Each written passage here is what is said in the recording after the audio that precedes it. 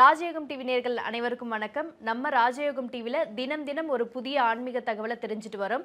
அந்த வகையில இன்னைக்கு ஆன்மீக தகவலை எடுத்து சொல்றதுக்காக ராஜயோகம் புகழ் ராஜயோகம் டாக்டர் கே ராம் சார் அவர்களை நிகழ்ச்சிக்குள்ள வெல்கம் பண்ணிடலாம். வணக்கம் சார். வணக்கம் சார். இந்த வசியம் இதெல்லாம் உண்மையா சார்? இல்லை, பொதுவாகவே தன்னுடைய வாழ்க்கை அப்படிங்கிற விஷயத்தை வாழ ஆரம்பிக்கும் பொழுது அதில் தேவையில்லாத குழப்பம், தேவையில்லாத தடை, தேவையில்லாத தாமதம், தேவையில்லாத முட்டுக்கட்டை வரும் பொழுது நம்ம கூட உள்ளவங்கெல்லாம் முன்னேறி இருக்காங்க, நமக்கு மட்டும் முன்னேற்றம் கிடைக்கல. நாம் செய்யக்கூடிய தொழில் அதே தொழில் தான் இன்னொருத்தர் செய்கிறாரு, அவருக்கு நல்ல வருமானம் வந்துக்கிட்டு இருக்குது, எனக்கு வருமானம் வர மாட்டேங்குது. பக்கத்து பூமியில் ஒரு சில வெள்ளாமை வைக்கிறாங்க, அவருக்கு நல்லா வருது, அதே வெள்ளாமை என்னுடைய பூமியில் வச்சுருக்கிறேன், எனக்கு வரமாட்டேங்குதுன்னு கஷ்டம் இருக்கும் இல்லையா? அந்த மாதிரி உள்ளவங்க ஏதாவது வசியம் பண்ணலாமாங்கிற எண்ணம் இருந்துகிட்டு இருக்கும் அப்படிங்கிறது உண்மை. வசியம் அப்படிங்கிறது பார்த்தீங்க அப்படின்னா ஓரளவு உண்மை அப்படிங்கிறத நாம் மறுக்க முடியாது. எந்த மாதிரி நீங்கள் செய்யக்கூடிய தொழில் அல்லது வியாபார சம்பந்தப்பட்ட விஷயங்களில் உங்களுக்கு வரக்கூடிய வாடிக்கையாளர்கள் உங்களுடைய பொருளை கடவுள் கொடுத்த அருள் மாதிரி நினைக்கக்கூடிய பாக்கியத்தை ஒரு சிற்சில நொடிகள் கொடுக்கக்கூடிய பாக்கியம் வசியம் அப்படிங்கிற அமைப்புக்கு இருந்துகிட்டு இருக்குது. ஆனால் அந்த வசியம் அப்படிங்கிறது மை போட்டு பார்க்க முடியாது, மை போட்டு செய்ய முடியாதுங்கிற விஷயத்தையும் நீங்கள் கண்டிப்பாக தெரிஞ்சுக்கணும். ஒரே ஒரு வெத்தலையில் ஒரு சொட்டு மைய தொடவிட்டு அந்த மை மூலமாக உங்களுக்கு அங்கே அது இருக்குது இங்கே இருக்குதுன்னு சொல்லக்கூடியது ஏற்றுக்கொள்ளக்கூடிய விஷயம் இல்லை. அப்படி இருந்துன்னு வைங்களே, இவ்வளவு சாஃப்ட்வேர் வேண்டியதில்லை, இவ்வளவு கம்ப்யூட்டர் வேண்டியதில்லை, ஒரே ஒரு வெத்தலையில் மைய தொடவி விமானம் எங்கே போகுது எங்கே விழுகுது அப்படின்னு எல்லோரும் கண்டுபிடிக்க முடியும். ஆக யதார்த்தம் இல்லாத விஷயத்தை நீங்கள் நம்பாதேங்கிற விஷயத்தை பதார்த்தமாக சொல்ல கடமைப்பட்டிருக்கிற அப்படிங்கிறது உண்மை. இருந்தாலும் வசியம் ஓரளவு உண்மை அப்படிங்கிறது எதனால் சொல்கிறோம் அப்படின்னா, ஒரு தொழில் ஆரம்பிக்கும் பொழுது உங்களுக்கான ஒரு தொழில், உங்களுக்கான ஒரு வியாபாரம் ஆரம்பிக்கும் பொழுது குறிப்பிட்ட திதியில் உங்களுடைய ஜாதகப்படி இருக்கக்கூடிய அந்த அம்சம் என்ற அமைப்பில் இருக்கக்கூடிய கட்டங்களில், அதாவது தொழில் ஸ்தானாதிபதி லாபஸ்தானாதிபதி சம்மந்தப்பட்ட விஷயங்களை கணித்து அதுக்கு தகுந்த மாதிரியான பூஜை புனஸ்காரங்கள் சம்மந்தப்பட்ட விஷயங்களை கையில் எடுத்து அதற்கு தகுந்த ஒரு சில திதிகளில் நீங்கள் இந்த மாதிரியான தொழில் ஆரம்பிச்சிங்க அப்படின்னா அந்த தொழிலுக்கு வசியம் அப்படிங்கிற ஒரு சில சூழல் கிடைக்குது அப்படிங்கிறது உண்மை. எதனால் வசியம் அப்படிங்கிறது ஓரளவு உண்மை அப்படின்னா, எல்லோரும் நடக்கிறோம், ஆனால் அந்த நடையை பிடிக்காமல் நிறைய பேர் கிண்டல் பண்ணுறோம்.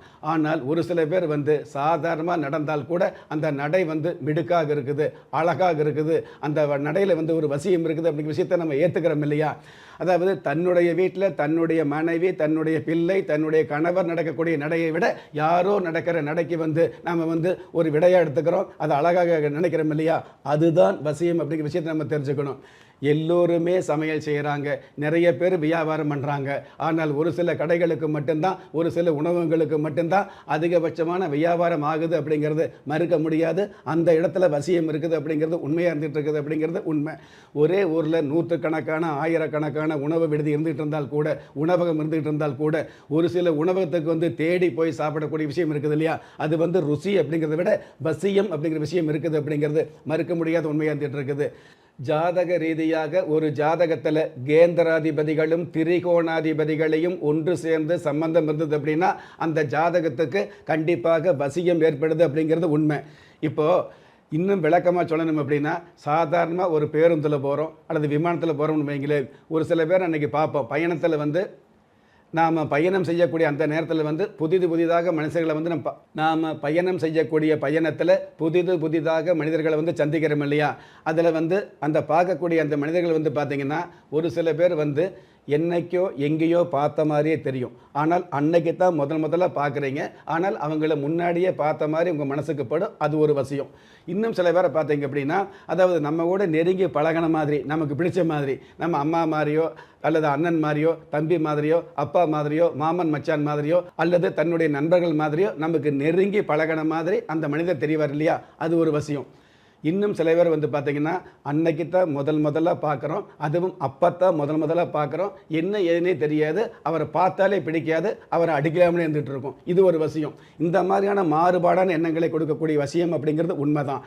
ஆனால் அந்த வசியம் அப்படிங்கிறது வாழ்க்கை முழுவதும் மந்திரத்தால் கொண்டு வர முடியும் அல்லது தந்திரத்தால் கொண்டு வர முடியும் அப்படிங்கிறது எல்லளவும் ஏற்றுக்க முடியாது அப்படிங்கிறது யதார்த்தமான உண்மை. ஒரு கால் இந்த வசியம் அப்படிங்கிற விஷயத்தை மந்திரத்தால் கொண்டு வர முடியும், தந்திரத்தால் கொண்டு வரும் அப்படின்னா இத்தனை கட்சிக்கு கூட்டணி பேச வேண்டிய அவசியமே இல்லை. ஒரே இடத்துல வெத்தலை மை போட்டு ஒன்றா உட்காந்து ஒன்று சேர்த்த முடியுங்கிற விஷயத்தையும் நீங்கள் மறந்துட முடியாது.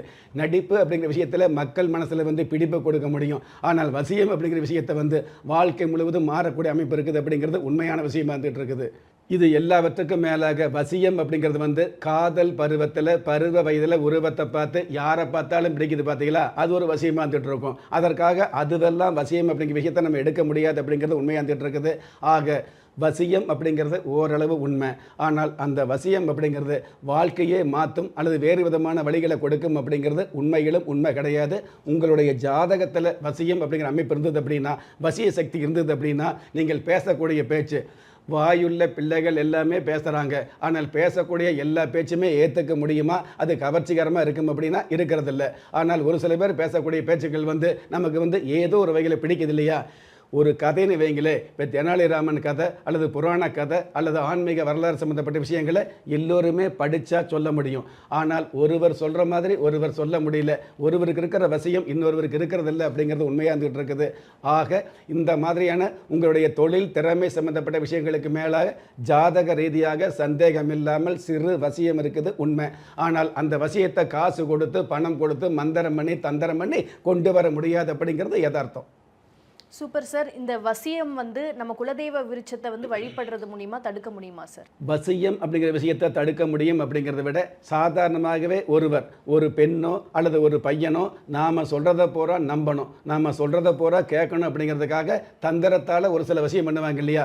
அந்த வசியம் நிரந்தரமாக இருக்காது.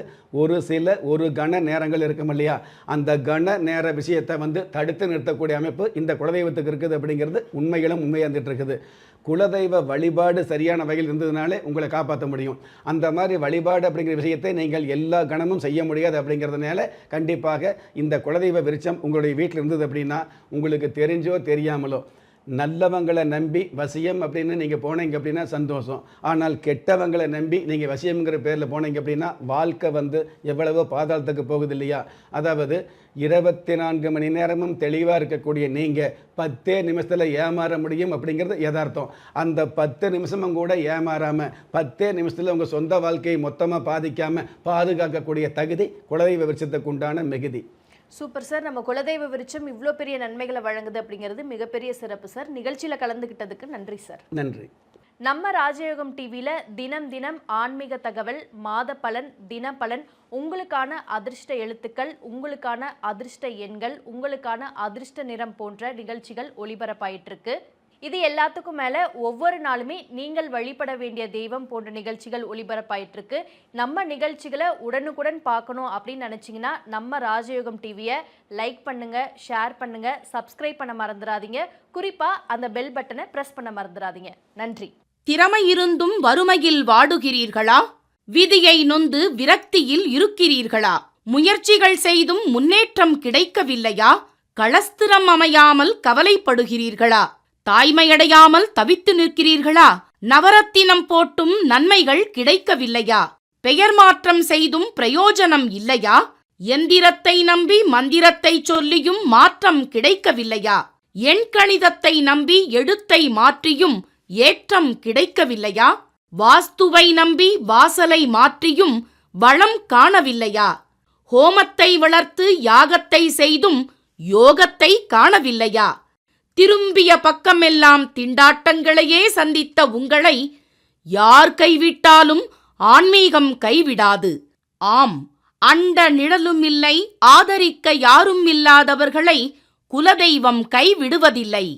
கிள்ளிக் கிடைக்கக்கூடிய யோகங்களை அள்ளிக் கொடுக்கக்கூடிய ஆன்மீக அற்புதம் குலதெய்வ விருட்சம். திக்கற்ற யாவரும் ஒப்பற்ற பயன்பெற வாங்கி பயனடைவீர். குலதெய்வ விருட்சம். குலதெய்வ விருட்சம் குடும்பமே சுபிட்சம்.